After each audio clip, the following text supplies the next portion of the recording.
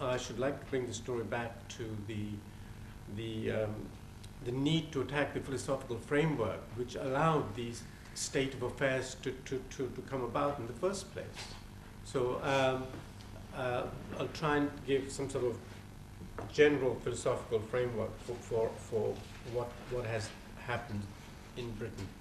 The Universal Declaration of Human Rights of 1948 is one of the noblest documents of history.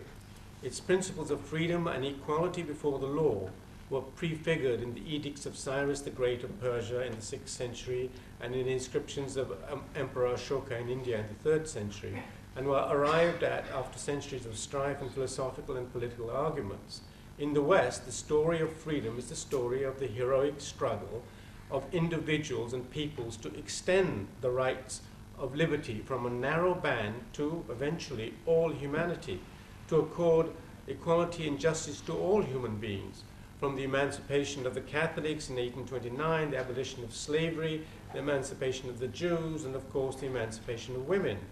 After the courageous political activism of feminists such as Mary Wollstonecraft in the 18th century, women in the 19th century gradually gained new legal rights, particularly as regards marriage, and then in the 20th century the right to vote, and above all equality before the law.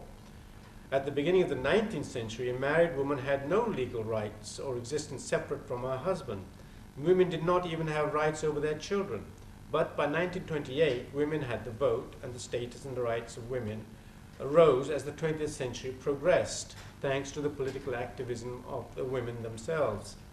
It has been a noble struggle with solid achievements, but we are now in danger of squandering these magnificent attainments in a welter of multicultural relativism and sentimentality that has scandalously permitted the setting up of Sharia courts, in effect establishing a two-tier system of law. Let it be made clear, as it's already been made clear by previous speakers, that Sharia does not accord equal rights to Muslim women. That should be clear by now. I won't go into that. I had the details.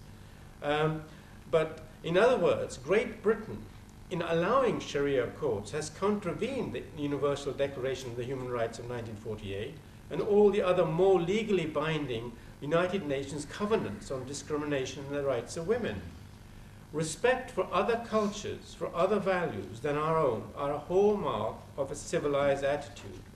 But if these other values are destructive of our own cherished values, are we not justified in fighting them by intellectual means, that is, by reason and argument, criticism and legal means, by making sure the laws and constitution of the country are respected by all? It becomes a duty to defend those values that we would live by.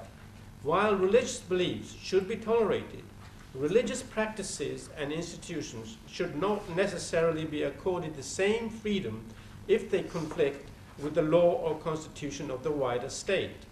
The West needs greater political will and public awareness to protect the secular values of a liberal democracy.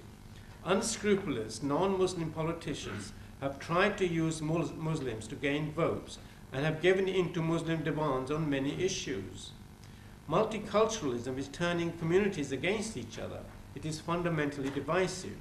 We need to get back to the principles of equality before the law, principles that so many people fought so hard to achieve for so long. Thank you.